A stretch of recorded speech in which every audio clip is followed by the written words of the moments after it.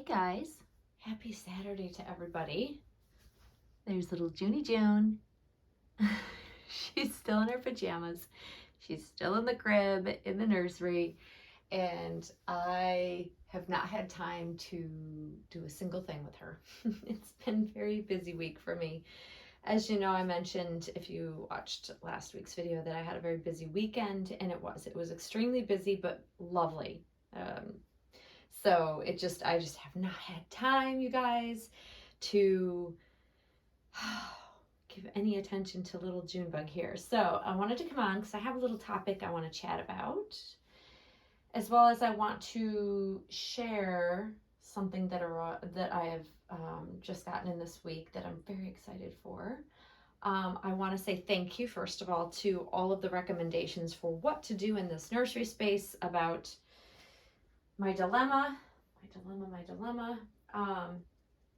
I think I'm going to clean out and clear out some of the dresser drawers. And I think I'm definitely going to get another hanging shelf to match maybe a bigger one that I have the clothes hanging on and displayed on for the other side of the nursery, and then see if I need to add a new piece of furniture, like an armoire. I looked into them. They're too big for the space. Even the small ones are quite large. But another small dresser might work. We'll see. I just don't want to add too much furniture to the space because it'll literally, it defeated the purpose of why I got rid of a full-size crib, because it just crowded it. And I also don't want to give up my rocking chair, because I love the rocking chair. When I come in here, it's generally where I am sitting and relaxing, is in my rocking chair, even though right now it's just got a lot of clothes draped over it. But I appreciate all of the feedback. You guys had wonderful feedback, so thank you. This is why I come to you all for advice, because you give great advice. So thank you for that. So topic. I haven't done a topic video in forever. But this is something that I have thought about, even maybe touched on in older videos, maybe once upon a time, I don't remember. But something that I think, I don't know, plagues us all, the buying or selling of our dolls, right? Specifically for me, the selling of any doll stresses me out. It brings on such anxiety, and it got me thinking about it. And this is typically why, as I've said in previous videos, that I prefer to sell to somebody that I know, which is why I keep lists of people that say that they're interested in the dolls that I have, so that I can go back to them, and generally, they're people that I know, and I feel less anxiety around trying to sell a doll and parting with a doll, because that's a big thing for me. There's a lot of scammers out there. There's just scams literally everywhere. And the closer we get to Christmas, more scammers pick up on doing, well, they're getting creative. Just when we think that we've seen it all, there's more that pops up, even more creativity in workarounds to scam us. So it's a scary thing for me. It's always been a scary thing for me, because we're talking about thousands and thousands of dollars that we could be selling a doll for. And none of us want to be exposed to anything bad, right? So then it got me kind of into this deep dive into thinking, like, the reasons why we sell our dolls. So if I can at all costs not sell a doll, like unless I absolutely have to, or I want to purchase a new doll, like that would be the driving factor for me most of the time, is that I'll sell one to decide to buy another, because I'm a minimalist in the way that I collect, and I don't have a lot of dolls because I just don't feel right about it. I have, less is more. I spend on quality versus quantity. It's just my way of collecting. It's always been my way. But it got me thinking about the reasons we choose to sell. And so my question that I ask you all, and I'm going to discuss my answer, my thoughts on it, is there a wrong reason to sell a doll? Now, normally I would say, no, there's no wrong reason to sell a doll. But actually, there is. In my mind, there's definitely a wrong reason to sell a doll. One that I'll share in a moment. Like, because we sell for all kinds of reasons. We sell, like I said before, we sell one to bring another one home, or sell many to afford to bring a more expensive one home. That's how I built my collection up over the years. That's how I got nicer and nicer dolls when I first started to collect years and years ago, is that I would, you know, buy one, buy another, and then sell one to bring a nicer one home. And I would slowly buy a nicer, more expensive doll, and invest a bit more money each time I was, you know, slowly upgrading my collection, I guess you could say. And that's how I got to building to just having high end, more sought after, more valuable dolls. And so I was buying and selling like a crazy person, as most of us do when we first come into this hobby. It's very common for newer collectors to test at the waters. Like, we test the waters. We want to see what's out there. We want to see, you know, what we like. And we only know how to experience and figure out what we like through buying new dolls and experiencing different dolls. And there's not a thing wrong with that. I believe that that is the best way, and I've said this to a lot of my friends that worry for, you know, how people view them, other collectors view them, of, you know, they're constantly buying and selling. Well, no, I see that as a great thing. Some people see it as a not so great thing. I am not a judgmental person, because I did that once upon a time. I've just been doing it long enough to where now I know I'm settled into what I know I like. And even with buying June, it was buying outside the box of what I would normally ever think I would want, and I fell in love. So even now, it makes me want to dabble a little bit more into some of the dolls I wouldn't have thought I would like. And in order to do that, generally most of us have to sell something to bring something new home, especially something in the, you know, high-end category. And so, you know, that's one of the biggest reasons most of us sell. We also, a lot of us collectors, look at our collection as, you know, investments. A lot of us do. It's tangible money that, should we have an emergency, or should we have an expense that comes up that we don't have the cash for, or we don't have a savings for, we can liquidate parts of our collection or all of our collection if necessary to fund certain things that occur in our lives, because unexpected things happen for us all the time. Also, something I have done from time to time over the years. And so for me, I think it's, you know, again, having valuable dolls can be very beneficial should I need to sell in the future because of some unknown expense that pops up that I wasn't prepared for. I think that when we just simply get a doll we don't like, another reason to sell. Or we're downsizing, we just don't want as many dolls, another great reason to sell. Like, there are so many different varying reasons why we may want to sell.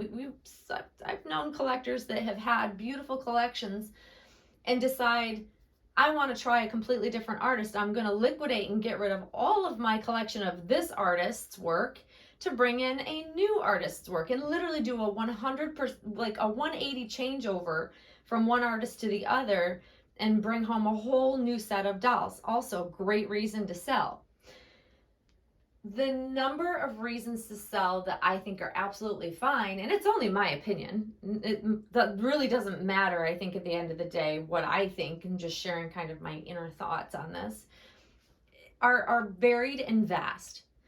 But I do think there is one wrong reason to sell.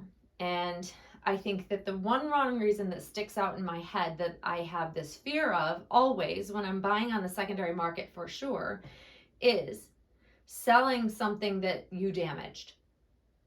Okay, so what does that mean, and what does that entail?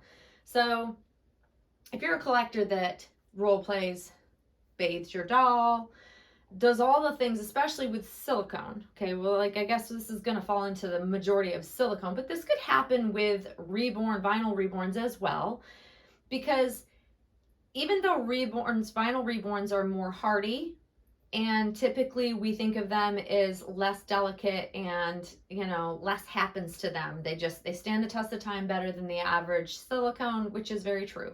However, you can damage a reborn. You can easily damage a reborn that's vinyl versus silicone.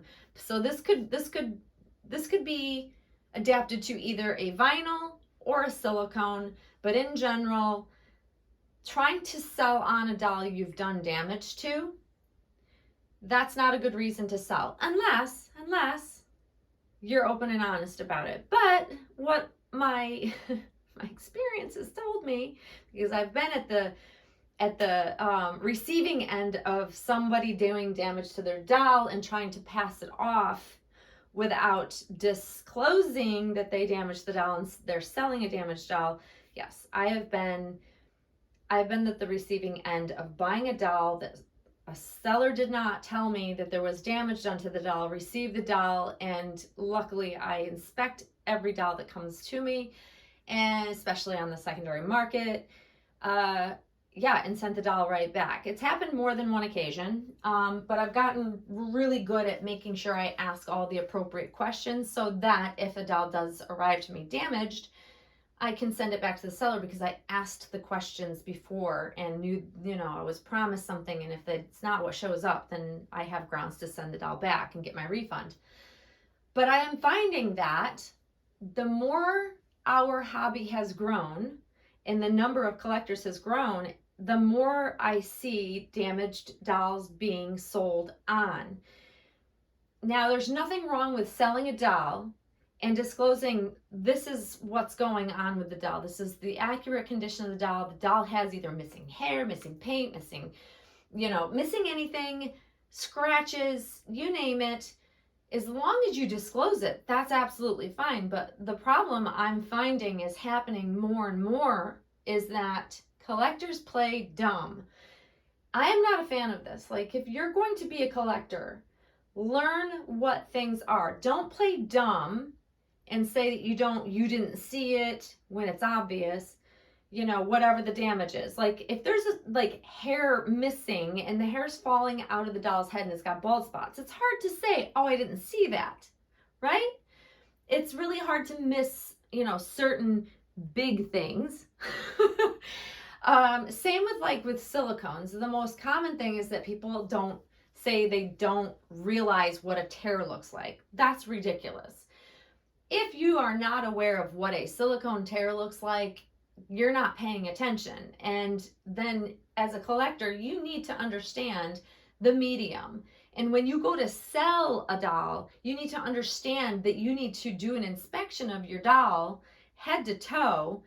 And if, I, for one, will video document an inspection, send it to the buyer, and give them every option to ask for more questions, ask for more pictures, ask for more details, so that I know that I've done my due diligence as a seller to disclose every single thing I know about the doll, so that they don't end up receiving a doll that is unexpected or not what they think that they agreed to, right?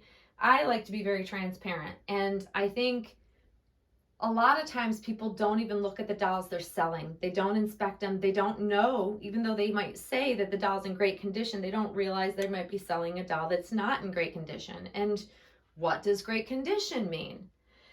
What I think great condition is, or might mean, could be very different from the next collector to what they think a great doll or a doll in great condition means. So using the correct terminology and understanding what we think is like pristine. I know a lot of sellers put the word pristine in the sales page. You better have done an inspection and know, especially with silicone, more often than vinyl. Silicone being pristine is a rare thing. It's a very rare thing because a lot of people buy silicone dolls to interact with them, to role play with them, because they feel so real, to hold them, touch them, change them. If you're going to, state on a sales page that a doll is in pristine condition, it better be in pristine condition, because, or you get lucky and you get a buyer that doesn't know the difference or doesn't bother to do an inspection. But I encourage anybody out there, if you're selling a doll, do an inspection video.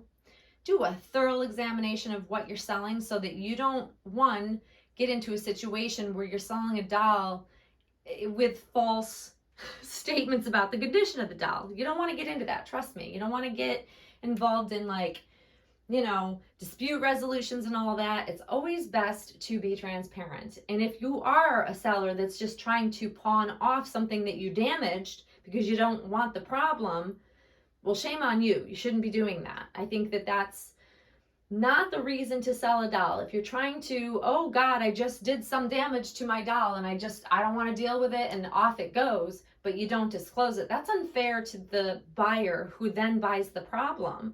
And if they weren't savvy enough or knowledgeable enough or in the hobby long enough to understand they should have asked those questions, then they're stuck with that damaged doll. And that's very unfair to do to a collector of any level.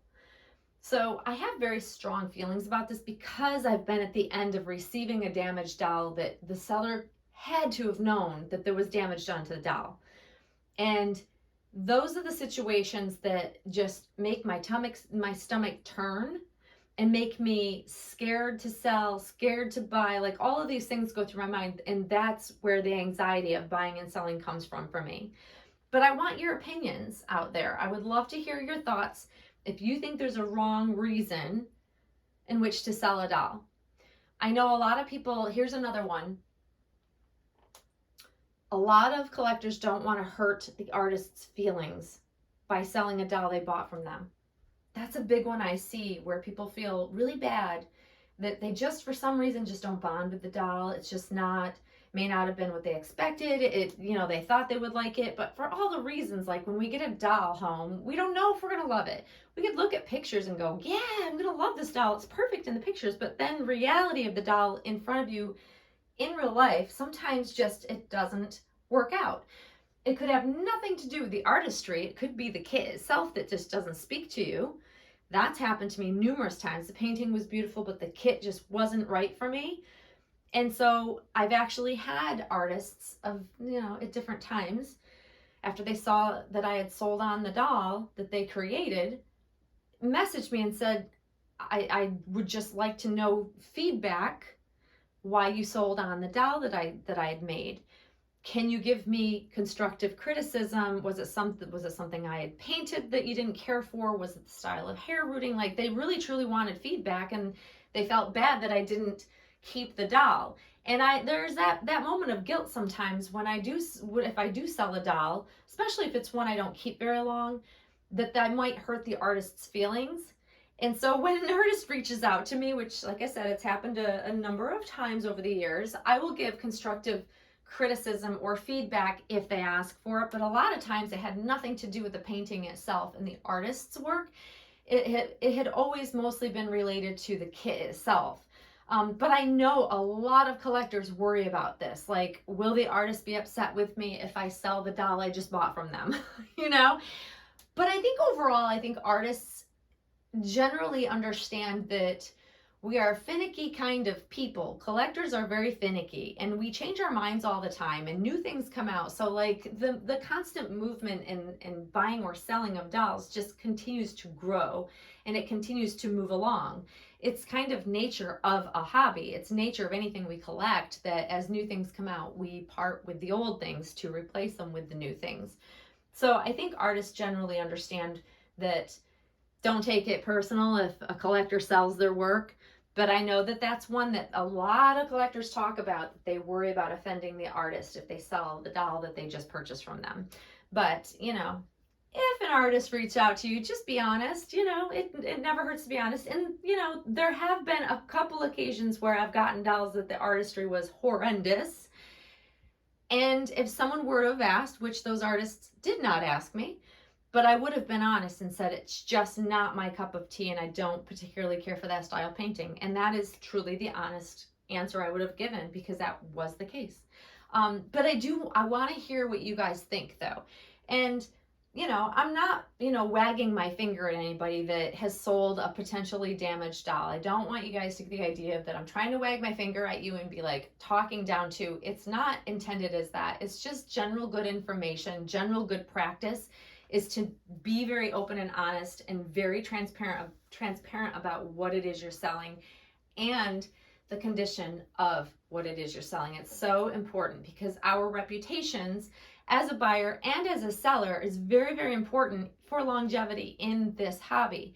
And I will tell you that if an artist, if you're trying to seek out that really hard to get or really sought after doll and someone is selling it and they know that you have a good reputation buying and selling and you're trustworthy, they're going to sell to you over someone that they don't know or might not have the greatest reputation in the doll hobby. Just understand that building that really solid, very good reputation will get you to better dolls, because a lot of times the great dolls have more than one buyer that are looking to buy it, and the seller gets to choose the person.